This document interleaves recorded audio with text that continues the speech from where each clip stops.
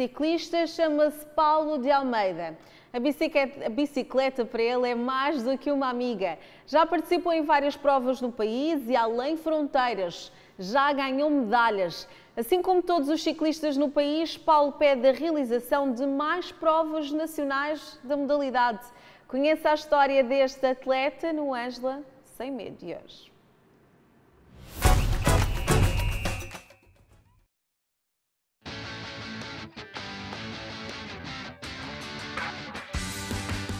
A bicicleta é um meio de transporte utilizado por muitas pessoas, tanto para chegar ao trabalho, escola, universidade, como em passeios entre amigos. Mas, além disso, o ciclismo é uma das modalidades mais importantes e que tem vários adeptos no mundo. O ciclismo iniciou na Inglaterra em meados do século XIX, época em que o aperfeiçoamento do veículo possibilitou o alcance de maiores velocidades. O desporto é regido por diversas regras e enquadra-se em 4 categorias, sendo estas provas em estradas, provas em pistas, em montanhas e BMX. O objetivo dos participantes é chegar primeiro a determinada meta ou cumprir determinado percurso no menor tempo possível. Em Moçambique, esta modalidade destaca-se há já vários anos. Só em Maputo existem mais de 200 atletas, muitos deles vencedores de medalhas em provas realizadas não só no país, mas além fronteiras. Paulo Jorge de Almeida é um desses ciclistas residentes em Maputo e que já venceu algumas provas. Paulo nasceu no dia 20 de junho de 1994. O seu signo é Gêmeos. Começou a competir em 2017. Já competiu na África do Sul, Moçambique e em Eswatini. Já ficou em primeiro lugar na categoria de séniores numa prova realizada em Moamba. Foi terceiro lugar em dezembro na prova Catem Bela Vista. O objetivo do atleta é continuar a competir, correr e a treinar. O Miramar Desporto conversou com o atleta num lugar onde costuma pedalar e treinar. Paulo revelou que sente uma total liberdade quando viaja na sua bicicleta e sobre o amor pela mesma. Ele explica. Quando ainda era muito novo, devia ter para uns 2, 3 anos, ofereceram-me uma bicicleta, comecei a andar, andava no quintal, fazia corridas entre mim mesmo dentro do quintal e depois com o andar de tempo, com os amigos meus, comecei a andar já mais na rua, comecei a andar mais de BMX, fazia algumas manobras na rua e depois, graças a um amigo meu, o Gustavo de Silva, começámos a andar um bocadinho mais longas distâncias e depois foi tipo, por que não investirmos aqui um bocadinho mais, começarmos a fazer umas voltas maiores de mountain bike. Que idade é que tinhas, Nelson? Na altura devia ter, foi logo depois da minha lesão no joelho, então devia ter por aí 14, 15 anos. Foi quando começámos a dar umas voltas um bocado maiores, com um grupo, quase todos eles eram estrangeiros, nós éramos os únicos moçambicanos, mas andavam aqui a representar Moçambique em corridas fora, tanto no Cape Epic e assim sucessivamente. Pronto, começamos a andar com eles e depois ali no meio houve alguns sobressaltos, fiquei sem bicicleta por problemas mecânicos, depois também me roubaram uma, mas... Tem que ser uma bicicleta específica no caso, ou não? Sim, é aquilo que eu digo, quanto mais rápido vais, mais a coisa fica um pouco complicada. Mas, por exemplo, eu gosto mais de BTT, né? Bicicleta todo-terreno, que é para ir à montanha, areia e assim sucessivamente. Então, ela está preparada para esse cenário. Depois tens as bicicletas de estrada, de contrarrelógio e assim sucessivamente. Mas eu prefiro o todo-terreno, que é onde eu me sinto melhor e é onde eu compito. Diz-me uma coisa, vamos voltar ali atrás um bocadinho. Quando começaste a ir a treinar, a fazer isto já, a tentar levar isto mais a sério, caíste muitas vezes, magoaste muitas vezes e a tua família não ficou a tentar tirar-te a bicicleta para que não ficasses lesionado? Bom, na verdade, eu antes de ser ciclista já era karateca, então desde que eu comecei a fazer desporto, que a minha mãe sempre me quis tirar, mas chegou a um ponto que já viu que não conseguia lutar contra a coisa. Bom, a maior lesão que eu tive, por acaso ainda foi no karate, foi no joelho esquerdo e depois disso, pronto, já tive umas quantas quedas, que é perfeitamente normal, ninguém anda e não cai. Paulo diz que a mãe até hoje não consegue ver o filho a competir, mas apesar dos seus receios, é ela que lhe ajuda a preparar-se para as provas. Até hoje ela não consegue me assistir a competir.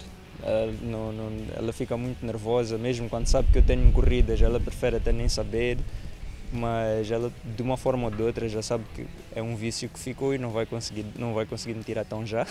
Então ela até que às vezes prepara os almoços, os pequenos almoços antes de ir para as provas, quando volto, então o trabalho dela continua a ser crucial, mas às vezes é chato, porque acordar às 4, 5 da manhã para ver-me a sair, ou ouvir os pneus a saírem e eu com pressa, é sempre um pouco chato. Mas trabalho de bastidores, não é? Yeah, é onde ela tem mais trabalho, mas pronto, já podia ser pior.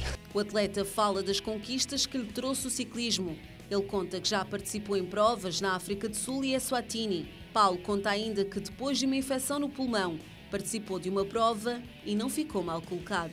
Já fui algumas vezes ao pódio, tanto fiz no Nkomazi Challenge na África do Sul, fiquei em segundo lugar na minha categoria.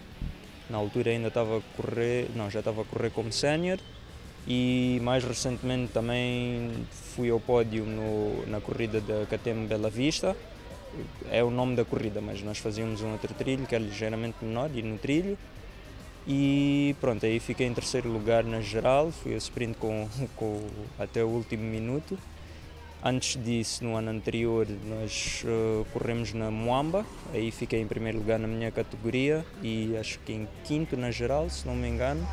Então pronto, já houveram aqui algumas outras vezes, que talvez não me estou a recordar, mas sim, tenho competido tanto em Moçambique como na África do Sul, quando dá, e na Suazilândia também. Nós por acaso temos boas relações com o pessoal da Suazilândia e eles sempre abrem-nos as portas para irmos lá treinar, para competirmos, e é sempre um dia bom na estrada. E qual foi a corrida mais difícil que já tiveste até agora e porquê? Já houve uns dias difíceis ao volante, mas até hoje a que foi o maior choque na minha vida foi no ano passado. Fiz uma corrida na Muamba que acabei, acho que talvez em 10º com sorte, e foi difícil e complicado porque na semana anterior tive uma infecção no pulmão e na terça-feira que a médica disse pronto, já está tudo resolvido, já podes correr, e no sábado eu tinha corrida, então eu fui literalmente às cegas, eu não sabia em que forma que eu estava, não sabia até que ponto os meus pulmões estavam danificados. Foi mesmo às cegas, foi da primeira vez em toda a minha carreira como desportista que eu entrei sem saber o que ia acontecer. Então, mas pronto, ainda correu minimamente bem, fiz a prova com outra estratégia, inicialmente ia fazer para tentar disputar os 3 primeiros lugares, mas quando comecei a andar vi que ainda não estava o meu melhor e foi só mesmo para acabar a corrida. Ainda acabei minimamente bem para aquilo que eu esperava. O atleta diz que as competições na montanha são as melhores e diz ainda que sente liberdade quando viaja na companhia da sua bicicleta. Se eu pudesse ir todos os dias para a montanha, eu adoro mesmo estar na montanha, as paisagens são fantásticas, para mim é uma paz total. É um bocado chato porque temos que sempre afastar-nos da cidade, temos que nos deslocar, mas para mim ir para a montanha é a melhor coisa. Se apanhar um trilho bem liso, rápido nesse dia, tiver uma boa temperatura, é o melhor dia da vida. O que é que sentes quando estás em cima desta bicicleta que é com certeza o teu melhor amigo? Essa pergunta é que já complica um pouco, mas acho que a melhor forma de descrever é uma total liberdade. É tipo uma casa dois, sou eu e mais nada. Não, como uma vez vi alguém dizer, sou eu a bicicleta e ninguém me toca.